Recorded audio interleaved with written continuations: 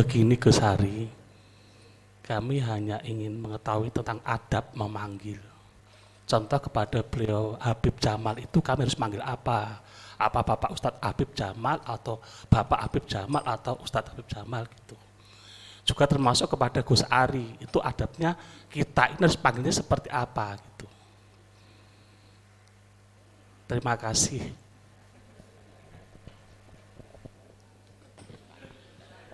Nji, saya terus dulu kita jawab, nanti kalau ada waktu kita sampaikan di pertanyaan yang kedua insya Allah. Yang nomor satu Gus Ari, bagaimana kita sebagai jamaah atau sebagai muhibbin untuk memanggil guru-guru kita dengan panggilan yang terhormat. Yang nomor satu, panggilan itu pada dasarnya adalah kebiasaan dari masyarakat yang secara aturan tertulis dari Al-Quran maupun dari hadis baginda Nabi Muhammad SAW tidak diatur secara detail. Yang pertama, panggilan kita kepada Allah Subhanahu wa Ta'ala, maka Allah itu adalah nama yang sekaligus disebut di dalam syariat sebagai lafdzul jalalah, yaitu nama yang di situ sudah terkandung lafadz pengagungan. Sehingga kalau panjenengan badhe ngucap ya Allah juga boleh, atau Allahumma juga boleh, atau diganti dengan ya Rabb, wahai Tuhan saya juga boleh, atau Allah juga suka untuk dipanggil dengan nama-nama yang indah yang dia miliki. Walillahil asmaul husna fad'uhu biha. Allah punya asmaul husna, maka silahkan panjenengan panggil Allah Subhanahu wa Ta'ala dengan nama-nama yang ada di Asmaul Husna. Dari mulai Ar-Rahman sampai As-Sabur, silahkan panjenengan remen ingkang pundi, silahkan disambungkan dengan hajat panjenengan. Biasanya pun para ulama menawi damel doa, kok doanya berhubungan dengan rizki, maka biasanya pun ya Razzaq ya Fattah, wahai Dat yang maha memberikan rizki dan wahai Dat yang maha membuka pintu rezeki. Kalau doanya berkaitan dengan ampunan, maka ya Ghafur ya Ghaffar, atau ya Tawwab yang maha menerima taubat. Itu kalau cara memanggil Allah Subhanahu wa Ta'ala. Dengan panggilan yang lirih, dengan panggilan yang jahar, yang keras, disesuaikan dengan kondisi panjenengan. Kalau panjenengan tahajud di rumah piyambakan, dia ora usah banter-banter. Ya Allah, oh, kok tonggone do mireng kabeh. Tapi kalau jenengan di majlis yang memang di situ oleh sang pembicara, oleh sang dai, memang jenengan dibuat bergetar hatinya. Di antara yang maha guru kita Al Habib Umar bin Hafid, itu sering beliau di dalam ceramah diakhiri dengan doa. Yang doanya itu kulu ya Allah. Ayo semua jemaah sebut ya Allah, gulu ya Allah, sebut ya Allah, gulu ya Allah, sebut ya Allah. Ngoten niku sak musala isine wong 5.000 semua nyebut ya Allah. Saya pernah ikut beliau di doa pas Khol Nabiullah Hud, juga beliau yang memberikan mauidhah yang paling akhir, juga bergetar sekali rasanya.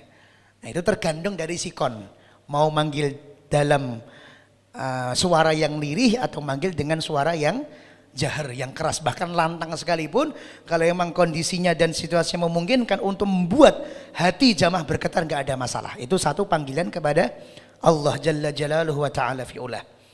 Kemudian yang kedua, panggilan kepada baginda Rasul Muhammad sallallahu alaihi wasallam ini sama Allah sedikit dispesialkan dibandingkan Allah memanggil nabi dan rasul yang lainnya. Allah saja sebagai pencipta Nabi Muhammad sallallahu alaihi wasallam, firman Allah walaqad faddalna ba'dan nabiyyina ala ba'd, kata Allah. Dan memang kami berikan fadilah, kami berikan keutamaan kepada nabi satu dan nabi yang lainnya, yang sebagian lebih kami utamakan dibandingkan nabi yang lainnya. Dan tentu nabi dan rasul yang paling mulia adalah junjungan kita baginda Rasul Muhammad sallallahu alaihi wasallam. Maka kata para ulama mufassir, kalau Allah memanggil Nabi Adam, maka Allah menggunakan lafaz ya Adam, wahai Adam. Kalau Allah memanggil nama Nabi Ibrahim, maka Allah panggil dengan sebutan nama langsung. Ya Ibrahim, wahai Ibrahim. Kalau Allah memanggil nama Nabi Musa, maka Allah sebut ya Musa. Ya Yahya, khudil kitab bikuwah dan lain sebagainya. Tapi kalau memanggil nama Muhammad sallallahu alaihi wasallam, selalu dipanggil dengan sebutan ya ayyuhar rasul atau ya ayyuhan nabi. Atau disebutkan sesuai dengan kondisi Rasul Muhammad, ya ayyuhal muzammil, ya ayyuhal muddatsir dan lain sebagainya. Bahkan umpama disebut nama Muhammad sallallahu alaihi wasallam, pasti di belakangnya ditambahi dengan nama titel beliau. Di antaranya ayat wa ma Muhammadun illa rasul. Itu adab kepada Nabi Muhammad sallallahu alaihi wasallam. Al-Quran surat An-Nur ayat yang nomor 63, Allah Ta'ala paring pangandikan, di mana ketika itu asbabun nuzulnya adalah para sahabatnya Rasul Muhammad SAW kan berawal dari temannya baginda Rasul. Sayyidina Abu Bakar itu dengan kanjeng Nabi Muhammad usianya selisih 2 tahun. Mungkin kalau di Jawa kita sudah diadatkan oleh para orang tua kita, meh selisih 2 tahun, meh selisih setahun, manggil yang ngagem mas. Kan ngaten nggih, meh selisih setahun karena kakak tingkat yang manggil mas, karena kakak kelas yang manggil mas. Tapi dalam dunia Arab itu kalau selisihnya tidak terlalu jauh, manggil nama itu biasa. Manggil nama itu biasa. Kita punya kakak tingkat setahun atau 2 tahun atau 3 tahun di atas kita. Namanya Muhammad, kita panggil Mat Muhammad tidak apa-apa. Tapi ketika yang dimaksud Muhammad adalah Rasul Muhammad SAW, maka Allah paling pangandikan dengan lafaz la taj'alu du'a ar-rasuli bainakum ka du'ai ba'dikum ba'dha. Jangan kalian jadikan panggilan kalian kepada Rasul ka du'ai ba'dikum ba'dha, sebagaimana panggilan kalian kepada sesama kalian. Imam Ibnu Jarir At-Tabari di dalam kitab tafsir beliau menjelaskan ada 2 maksud dari ayat ini. Maksud yang pertama adalah panggilan berupa perintah. Panjenengan kalau diperintah sama teman jenengan, maka jenengan punya pilihan. Mau manut ya boleh, enggak manut ya boleh. Wong itu teman jenengan. Bro, so ayo mangkat pengajian. Karena yang ngajak ini teman, jenengan mau ikut pengajian nggih monggo, badhe jenengan alesi nggih monggo. Biasanya pun nek wong Jawa ngalesi, yo insyaallah, tapi teng jero ati niate mboten mangkat. Ngomongnya insyaallah tapi teng jero ati ngomongnya niate mboten mangkat. Tapi nek ketok ngomong ora mangkat, gelake. Akhirnya kok nyalahke Gusti Allah. Insyaallah. Lho kok ora mangkat? Kan sesuai kehendak Allah. Loh, asline jenengan wis arep meh niat ora mangkat, tapi ben ora pekeo nyalahke Gusti Allah. Lah niku mboten pareng nggih. Jadi kata-kata insyaallah itu memang betul-betul kita niat berangkat, tapi jagani wong kita nggak tahu hari akan datang. Nanti suatu ketika usia kita nyampe apa ndak kita juga ndak tahu. Usia nyampe tapi ndelalah mobile nggak ada, bensin entek. Wong sakniki bensin mboten mundhak, tapi nek tumbas kon nganggo aplikasi. Oh niku lak pinter-pinter niku. Bensin mundhak mboten, tapi nek tumbas nganggo aplikasi. Dipoto sik mobile napa? Nembe oleh didata engko sing entuk bensin sing pundi, sing entuk Pertamax sing pundi dan lain sebagainya. Karena kita nggak tahu masa depan, sudah niat berusaha, maka tetap kita sampaikan insya Allah. Itu kalau panggilan makna yang pertama, itu panggilan berupa ajakan. Tapi nek panggilan itu datang dari Rasul Muhammad SAW memanggil, ayo orang-orang laki-laki yang tidak punya tanggung jawab di rumah, berupa orang tua yang dijaga, ayo berangkat jihad. Maka panggilannya Kanjeng Nabi itu jangan disamakan dengan panggilan yang lainnya. Kalau panggilan yang lainnya jenengan badhe endo monggo, jenengan badhe alasan monggo. Tapi kalau panggilan Rasul Muhammad SAW jangan disamakan. Makna yang pertama kata Imam Tabari. Makna yang kedua adalah panggilan berupa nida atau panggilan sehari-hari. Maka yang awal mula jenengan dulu waktu kecil koncone Kanjeng Nabi Muhammad, rencange Kanjeng Nabi Muhammad, manggil ya Mat Muhammad. Tapi ketika Kanjeng Nabi Muhammad sudah menjadi Rasul, maka jangan sekali-kali engkau samakan panggilan dengan sesama temanmu, engkau jadikan panggilan kepada baginda Rasul Muhammad sallallahu alaihi wasallam, kepada Kanjeng Nabi. Maka kita diajarkan untuk memakai lafaz sayyidina atau untuk memakai lafaz nabiyina dan lain sebagainya berupa pangkat-pangkat Kanjeng Nabi Muhammad, kecuali yang sigotnya memang sudah sesuai ijazah begitu. Kecuali yang memang teksnya sudah tertulis, tercetak, paten seperti itu. Maka kita niat tafaulan, tidak apa-apa. Semisal kita tadi baca Simtud Duror, atau baca Barzanji, atau baca Tiba. Di situ ada Ya Rabbi sholli ala Muhammad, Ya Rabbi sholli alaihi wasallim, tidak apa-apa. Atau ketika panjenengan baca surat Yasin, Allahumma sholli ala Muhammad, Allahumma sholli alaihi wasallim, tidak apa-apa. Atau panjenengan baca Rotibul Haddad, Rotibul Hattos, tidak apa-apa. Kenapa? Karena di situ para ulama kita mengajarkan bahwa mengejar sunnah dari sisi penyamaan sigot itu juga dapat pahala. Sigot itu lafaz. Karena kanjeng Nabi Muhammad ketika ditanya Ubay bin Ka'ab, wahai kanjeng Nabi Muhammad, kaifa nusalli alaika, bagaimana kami berselawat kepadamu? Maka kanjeng Nabi Muhammad mengatakan, kulu, katakanlah Allahumma shalli ala Muhammad. Nah maka kita niat untuk mengucapkan selawat dengan lafaz Allahumma sholli ala Muhammad karena niru keberkahan dari lafaz yang langsung dicontohkan oleh kanjeng Nabi Muhammad juga dapat pahala. Di sisi lain beliau Habib Ali Al-Habsyi selain menulis Ya Rabbi sholli ala Muhammad, tapi isi pasal 1 sampai pasal 14 semuanya mengagungkan kanjeng Nabi Muhammad sallallahu alaihi wasallam. Dalam tahlil di tengah kita diajari Allahumma sholli ala Muhammad, Allahumma sholli wasallim, tapi di akhir Allahumma sholli ala habibika sayyidina Muhammad. Maka berarti yang kedua juga disunnahkan bagi kita untuk menambahkan lafaz gelar bagi Nabi Muhammad sallallahu alaihi wasallam. Itu untuk kanjeng Nabi Muhammad. Yang ketiga sekarang di bawahnya Rasulullah untuk para ulama. Maka kalau untuk para ulama sebenarnya para guru kita itu panjenengan panggil dengan lafaz apapun, insya Allah beliau tidak marah. Insya Allah, asalkan itu lafaz kemuliaan. Panjenengan sebut bapak, nggih mboten masalah. Wong memang bapak, oh nek laki-laki. Bapak bahasa Arabnya adalah as-sayyid. Maka dulu di Indonesia pernah ada sinetron TKW teng Arab. Tinggal nggih napa niku judule pun kula tesih alit, walaupun sakniki kula nggih tesih alit. Muga ora wae tok sing gedhi ngoten nggih. Nah niku kemudian terus ada pembantu memanggil juragane napa? Nggih, Sayyid. Ya Sayyidi, ya kenapa panggilannya adalah Bapak atau Tuan kami atau juragan kami, ya Sayyidi. Atau juga biasanya pun ada guru kita yang membiasakan memanggil beliau dengan sebutan Maulana, Tuan kami, nggih mboten napa-napa. Ada ulama yang sering disebut Maulana Jalaluddin Rumi oleh para muhibbin beliau, nggih mboten napa-napa.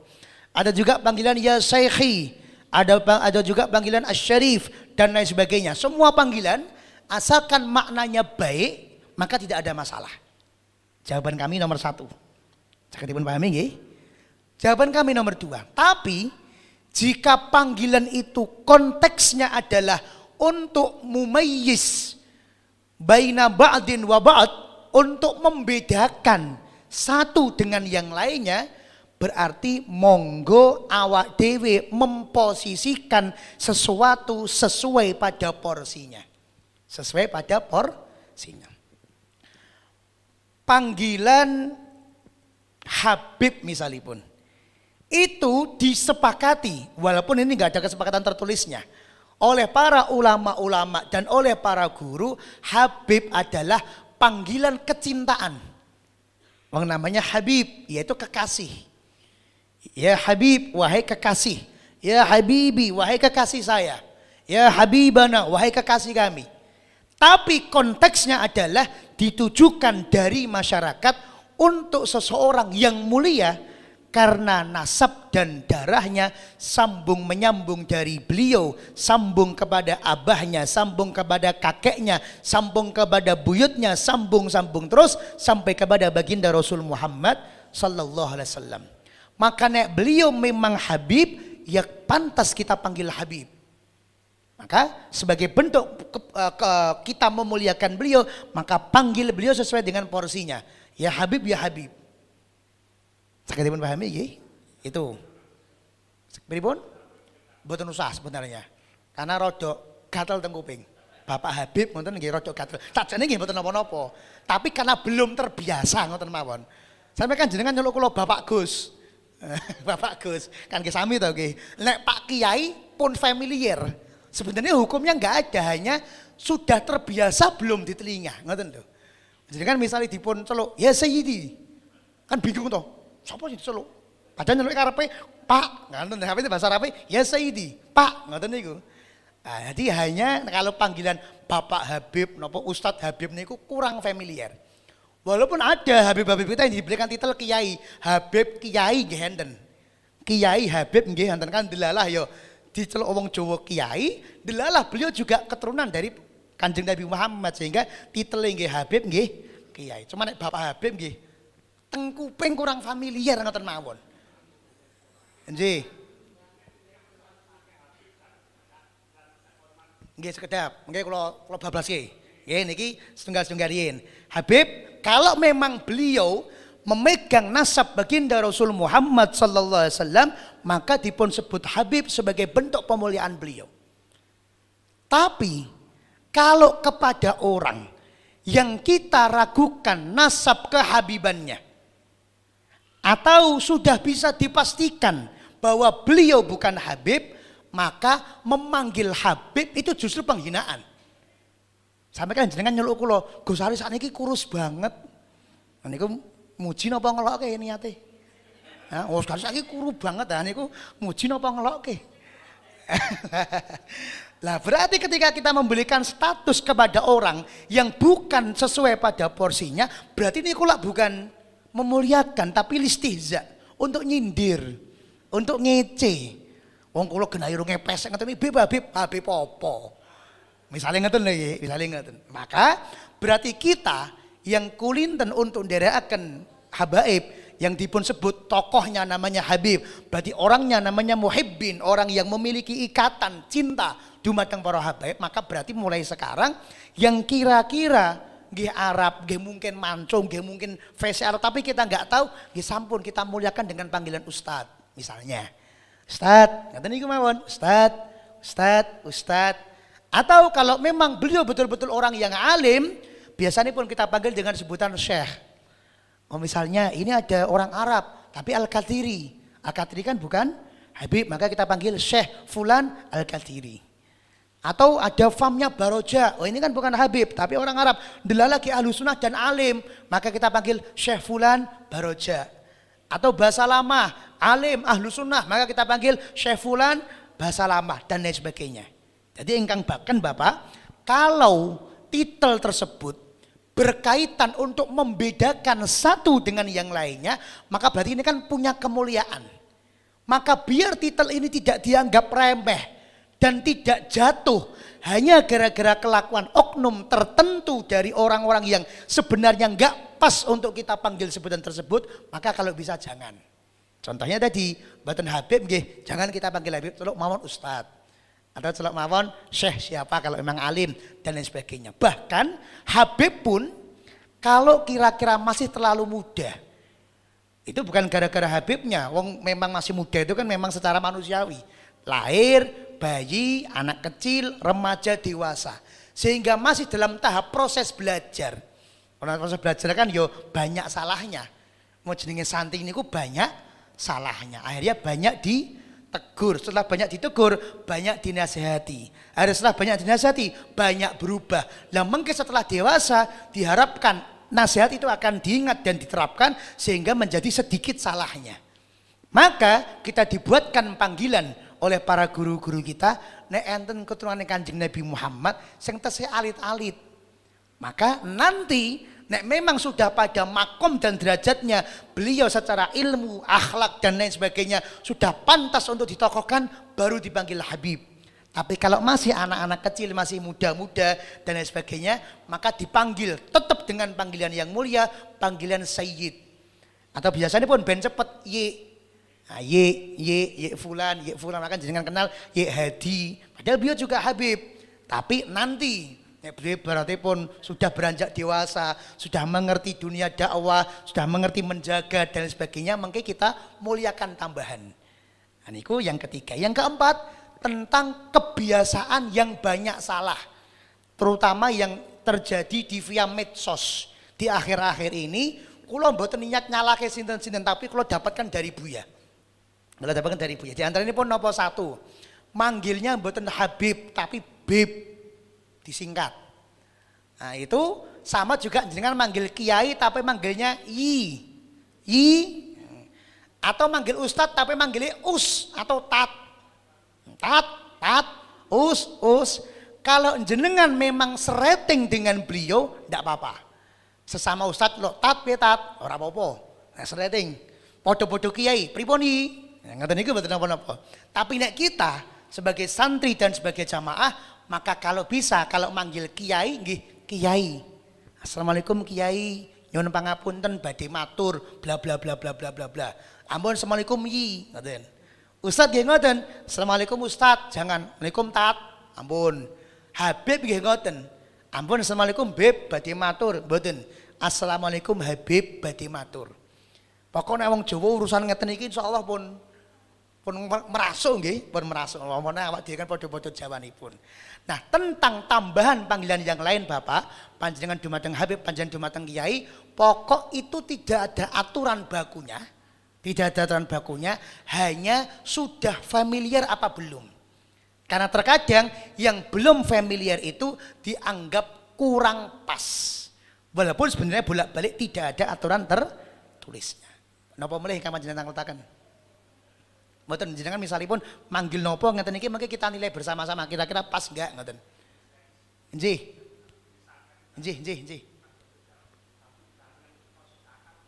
Pripun Pak? Langsung Habib Jamal ngoten. Oh nggih. Habib Jamal menika mboten jangkar. Karena nama beliau Muhammad Jamal. Sehingga kita berikan titel Habib, ini sudah panggilan kemuliaan.